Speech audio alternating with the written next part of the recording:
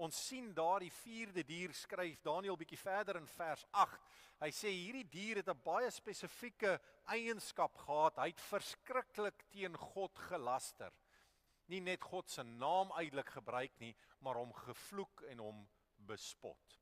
Nou gaan doen ons Bybelstudie en jy sien dat hierdie gedeelte, en dis so 'n wonderlike gedeelte van die woord van God, is hoekom ons weet dis sy woord en nie net sommer 'n boek nie. Alles is verbind met mekaar. So ons sien dit aan die heel einde in 'n boek genaamd Openbaring, laaste boek daar in jou Bybel, sien ons dieselfde karaktereienskap wat eienskappe het van wat ons nou al geleer het is die anti-kris. Nog 'n dier word daar beskryf en hy het godslasteringe uitgespreek, hy het sy mond oopgemaak en teen God gelaster, dan sien dat hierdie eienskappe en hierdie dier van Daniël stem ooreen.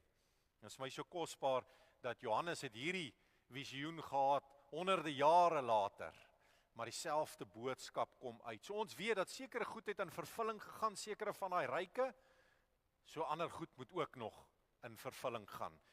En daai karaktereienskap het nog nie tot so mate gebeur nie. Vers 9 in hierdie vertaling sê, hy wat ewig lewe, het op 'n troon gaan sit. Wie is die oue van daai, hy wat ewig lewe?